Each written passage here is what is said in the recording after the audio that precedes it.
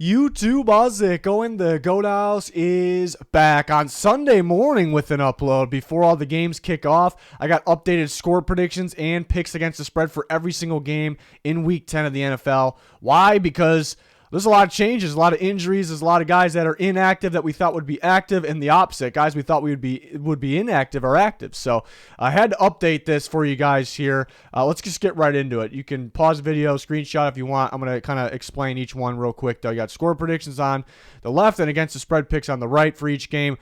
So Seattle Tampa Bay is actually literally just kicked off as I'm talking. Heard that Rachaad White is starting over Leonard Fournette. Interesting. But I'm just going to keep that. The game's kicked off. I'm just going to keep what I have. Seattle 24, Tampa 20. So that means against the spread pick is Seattle getting the 2.5 points there. Underdogs by 2.5. So, yeah, pick Seattle. I think they've been the better team this year pretty clearly. It is in Germany. Anything can happen. Maybe Tampa Bay got a little bit of spark, momentum after that last game. But I'm going to go with Seattle. They're getting better on both sides of the ball, 24-20. So this is a big change right here with the Bills and the Vikings. Originally I picked the Bills. Then it really sounded like Josh Allen wasn't going to play. So my original score prediction had the Vikings.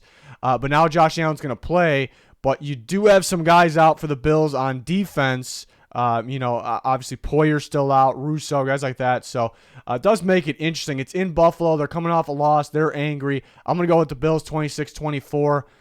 We'll see if Josh Allen is somewhat limited with that injury. Does the injury make him limited? Not as good as he, maybe plays like last week. The Jets defense a lot better than the Vikings defense. The Vikings have the offense though.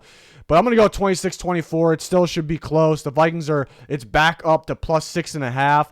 I like the Vikings against the spread there. It's a lot of points, but the Bills are a very good team. They're home. It's probably going to be cold out there, so maybe they cover it, but I like the Vikings plus 6.5. I kept my Bears-Lions score 27-26. Thought about dropping it down a little bit because this is kind of the first week of pretty damn cold weather in Chicago. It's like 30 degrees. It's probably, by me, it's probably colder out, in the city, obviously, by the lake. So it'd probably be around 30 degrees at kickoff. So that could actually, my point is that could actually drop the score. But both these teams got poor defenses, and both these teams got pretty solid offenses. The Bears' offense has been getting better. I'm going to go 27-26, 1-point game. Detroit's plus 3. I know a lot of people are picking the Bears against spread. I think the Lions it's going to be a back-and-forth game. The Lions have a shot to win this game, so I would like them with the plus 3. I don't love betting on that one, but with the plus 3, it made sense to take them. Tennessee and Denver, a lot of injuries in this one. Like the Titans, the injuries start racking up. Jeffrey Simmons, maybe the most important player on that defense. I want to say team, but I got to go Derrick Henry there. And they're missing Bud Dupree. They're missing a number of guys there, obviously. Zach Cunningham to IR, which isn't a big one, I suppose. Big name, but, so I'm like, man, do I have to pick the Broncos in this one? But then there's a list of guys out for the Broncos all of a sudden, too. I mean, there was already guys out. Then Baron Browning's out. Justin Simmons is out. So maybe I was thinking maybe more offense because there's so many good defensive guys out in this game, but it might be a little chilly out there. So I end up going 2017. There might be a little bit of a stretch where it looks like there might be a lot of offense and it'll kind of go cold and a lot of defense. So 2017. So I had the Titans covering by 0.5 point. So that's a tricky one, obviously. The Titans minus 2.5. KC, Jacksonville, I kept my score 27-23. A couple guys out for the Chiefs. Obviously, McCole Hardman going to be out. This could be a trap game for the Chiefs. I'm still confident with them winning, but I also can see it being a trap game. The Jags, even though they lose more than they win, they play tough, close games. They're solid on both sides of the ball. They're the only team in the AFC South with a positive point differential, so they could be a little sneaky. So that made me believe that Jacksonville plus 9.5 was the way to go. Not taking the Chiefs. It looks like Vegas thinks the Chiefs can win by 10 though, so I could see that. But Jacksonville plus 9.5. Miami and Cleveland 28-24 is what I got on that one. Miami takes care of business there. It's going to be about how the Browns start. If the Dolphins come out scoring like crazy and the Browns can't score early, the game's pretty much over. The Browns have to stay in the game because then it'll take the run game away if they can't. I'll go 28-24, which ends up having the Dolphins covered by 0.5 point. It is in Miami. Dolphins offense has been rolling there. Giants win 23-20. I think a lot of defense. I think a lot of running the ball. That means running the clock, so it keeps it low scoring. 3-point game, which could keep the game tight. So Houston +5 is where I went with the Giants winning 23-20. Pittsburgh and New Orleans, a tricky one. I had 19-17 originally, and I'm actually going to keep it. It's a little bold by me because Minkah Fitzpatrick's out. Minkah Fitzpatrick is out because of appendicitis. That's just unlucky there, obviously. That's more common than, it's wild how common that is these days. But off topic. I was really feeling the Steelers in this game when I picked them earlier in the week. I had them 19-17 in Pittsburgh off the bye week. The Saints struggled last week. They struggle against better defenses. They look great on offense against good, lesser defenses. Steelers got a good defense. T.J. Watt's coming back again in the cold at home off the bye. Was feeling great about the Steelers. Like I was actually very confident about the upset here. But then Minkah goes down. That can kind of open up the passing game downfield for the Saints. But I still think, it's gonna be around 30 degrees out there. They're home in that game. They got a good defense. T.J. Watt is possibly the best defensive player in football. He's gonna be getting after Dalton. I think they're gonna create some turnovers. I think Najee Harris gonna have a breakout game. I think this could be Pickett's best game so far. I'm gonna stick with my pick. And I actually saw it went down to even, so I have Pittsburgh +1, but I have the Steelers. It went down to pick 'em. I have the Steelers winning anyways. It's a tough one, though. If Minkah was playing, I'd be very confident. Raiders, Colts, some guys injured on the Colts and some guys going on IR for the Raiders, obviously.